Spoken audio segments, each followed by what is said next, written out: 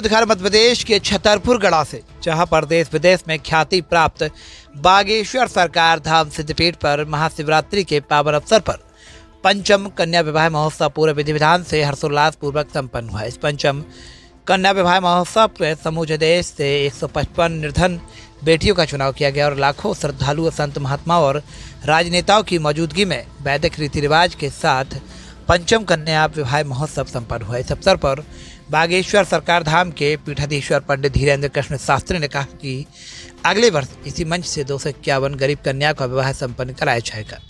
आपको बता दें कि बागेश्वर सरकार धाम सिद्धपीठ में आयोजित पंचम कन्या महोत्सव में प्रदेश के मुख्यमंत्री doctor Mohan Yadav, deputy CM Rajendra Shukla, पर्यटन मंत्री धर्मेंद्र लोधी, खाद्य एवं नागरिक आपूर्ति मंत्री गोविंद सिंह राजपूत तथा परम पूज्य संत बालाकी योगेश्वर दास जी महाराज सहित भागवताचार्य रामानुजाचार्य जी महाराज सहित कुश्ती चैंपियन ग्रेट खली और देश विदेश से इस पंचम कन्या विवाह महोत्सव में शामिल होने लाखों श्रद्धालु इस पवित्र महोत्सव के साक्षी बने। आपको हम बता दें कि बागेश्वर धाम जन सेवा समिति द्वारा वर वधू को उपहार स्वरूप 156 प्रकार की सामग्री भेंट की गई, जिसमें प्रमुख रूप से मोटरसाइकिल, फ्रिज, कूलर, अलमारी, पलंग, सोफा सेट सहित रामचरितमानस और बालाजी का विग्रह भी भेंट किया गया। इस अवसर पर प्रदेश के मुख्यमंत्री डॉक्टर मोहन यादव ने कहा कि खजुराहो की तरह बागेश्वर धाम को भी पर्यटन स्थल घोषित किया जाएगा।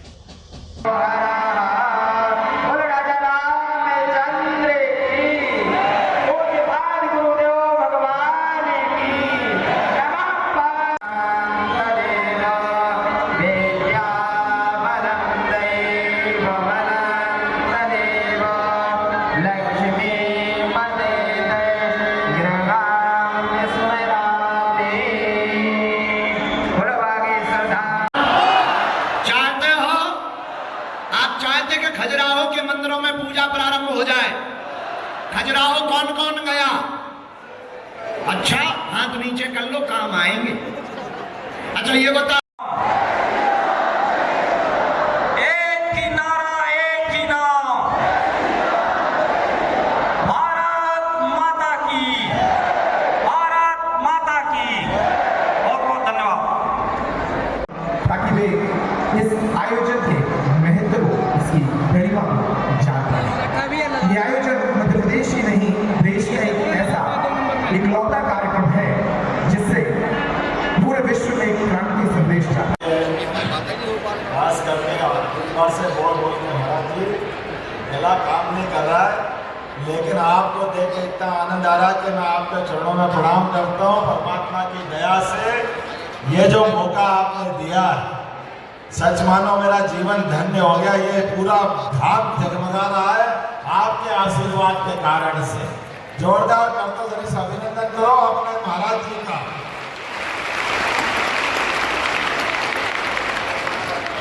जिनका खुद का ठिकाना नहीं, वो सबको ठिकाने पहुंचा रहा है भगवान की दया से। ये आनंद कोई मामूली बात नहीं होता है। जिनके जीवन में एकमात्र उद्देश्य कि मैं कई लोगों का घर बसाऊं, ये तो कोई देव पुरुष ही कर सकता है और किसी के बस की बात नहीं है।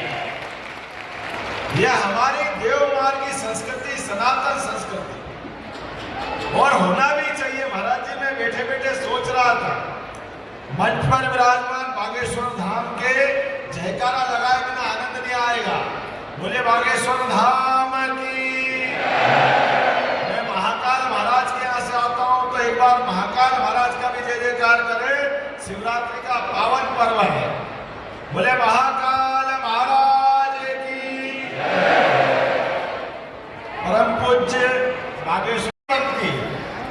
इधर भगवान देखो और दोनों मंत्र बोले बिना दोनों के दर्शन मानते नहीं है।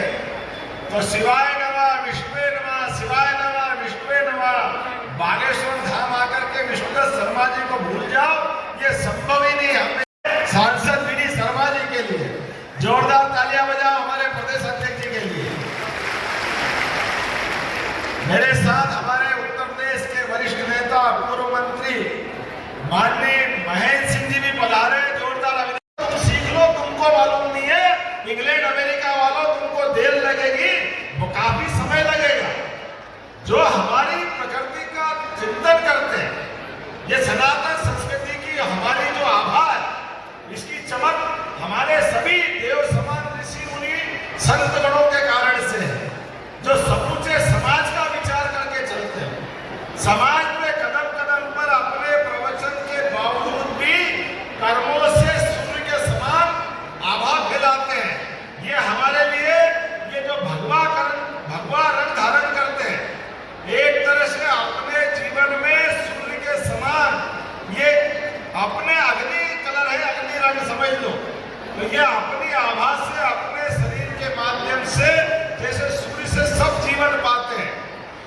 हमारी सनातन संस्कृति संतों के माध्यम से जीवन पाती है।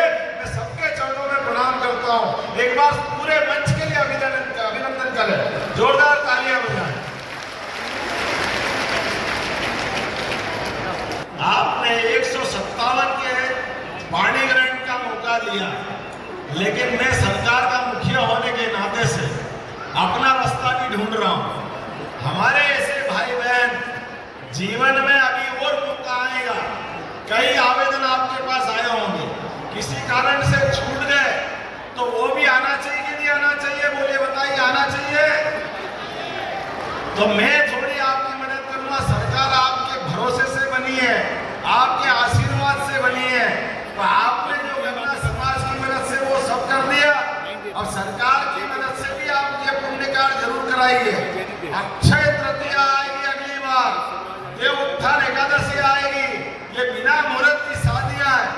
आप निश्चित रूप से सारे लोगों के आवेदन बुलाइए, पूरा पैसा सरकार देगी बागेश्वर धाम में।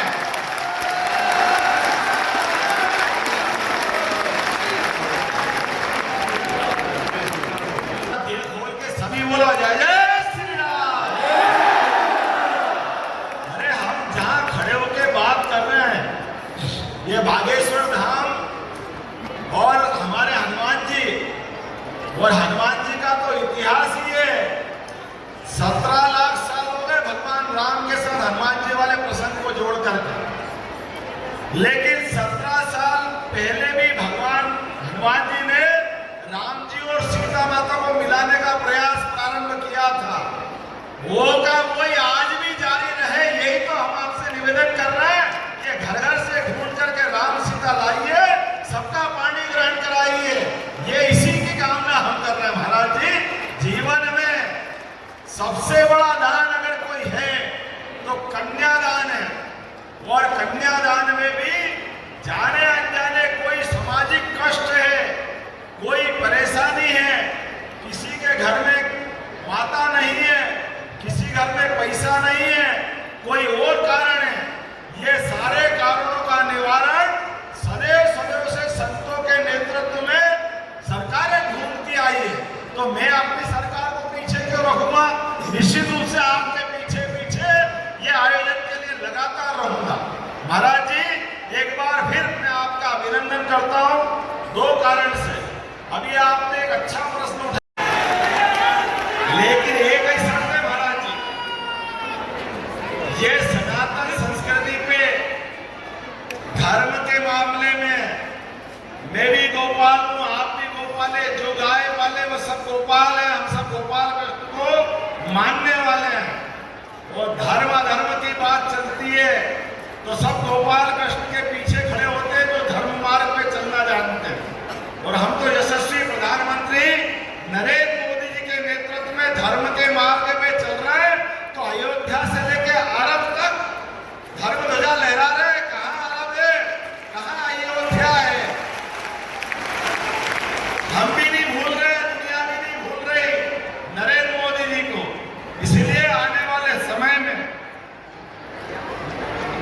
जिस प्रकार का समय चल रहा है, निश्चित रूप से हमको एक काम करना पड़ेगा। भगवान कृष्ण ने एक काम किया, अपनी उंगली पे सुदर्शन चक्र धारण किया। तो धर्म के मार्ग पे चलने से दुनिया जितने दुश्मन उनके भी पीछे पड़े, लेकिन भगवान ने सबको परास्त किया। आपसे भी निवेदन है महाराज जी, और ये हमारे अपने सारे मेरे जैसे भक्तों से भी निवेदन है, अपनी उंगली का आप भी ध्यान रखो। आपके हाथ में भी सुदर्शन चक्र है। लोकतंत्र में सुदर्शन चक्र का सही उपयोग करना ये भी जरूरी है, आप याद रखना। के माध्यम से कमल के फूल तक भी पहुंचना पड़ेगा। दुनिया की कोई ताकत किसी देवस्थान का विकास नहीं रोकेगी, ये मैं गारंटी दे सकता हूं। जोरदार अभिनंदन करो महाराज जी का, एक बार फिर अभिनंदन करो। हम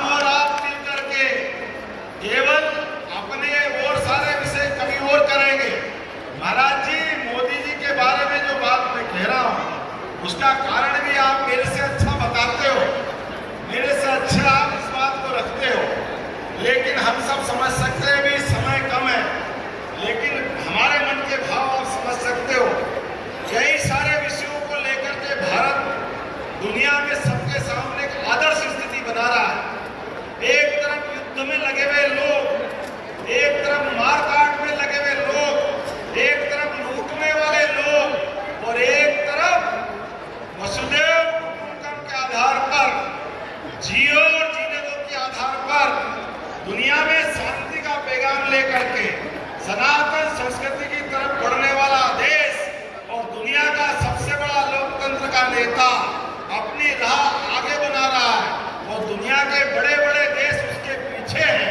उसकी ताकत ये आपकी संत सनातन शक्ति की ताकत है, जो आपने मार्ग बताए अनुसार उनसे काम करवाना जानती है। ये स्वामी विवेकानंद की उस भविष्यवाणी को सिद्ध करने का समय है।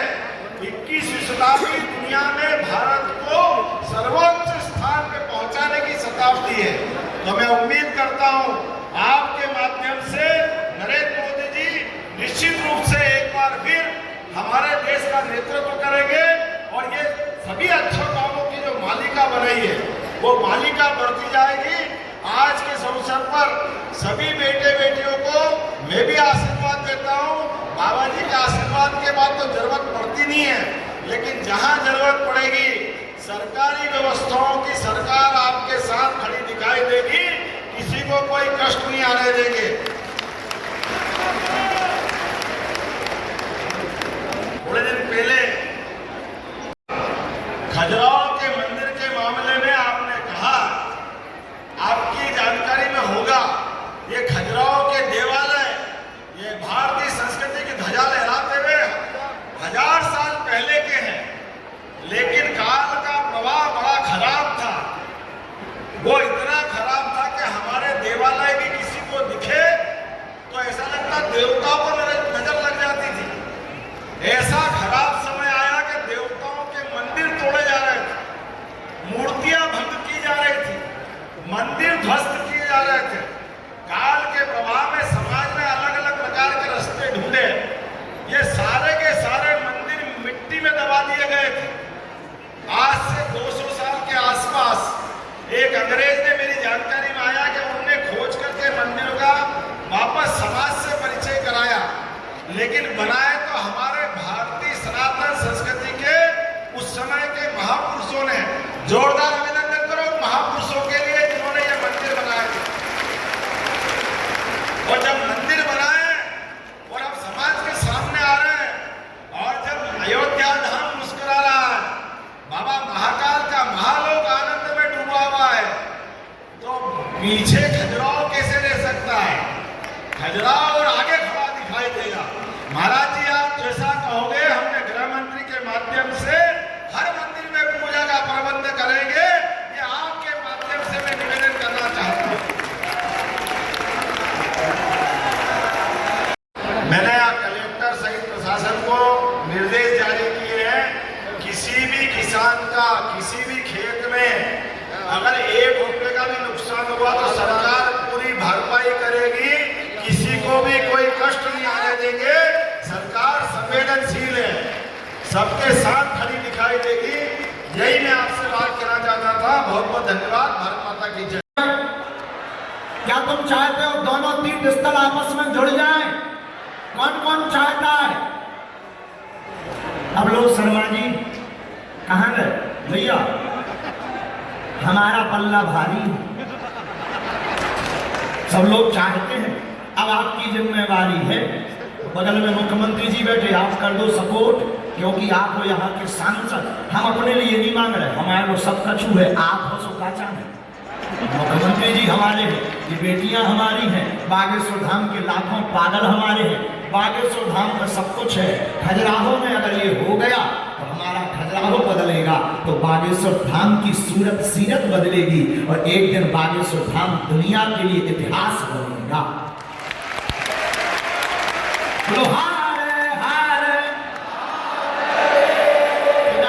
इस पीठ से हम मुख्यमंत्री जी को साधुवाद करते हैं।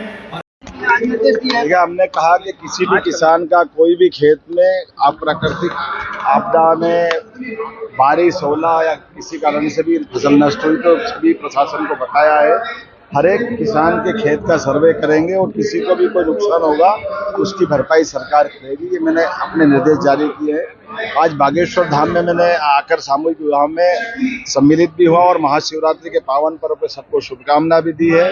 और खजुराहो के मंदिरों को लेकर के माननीय गृह मंत्री जी को मैं पत्र लिख रहा हूँ कि सारे मंदिरों में पूजा करा सके तो बहुत अच्छा रहेगा।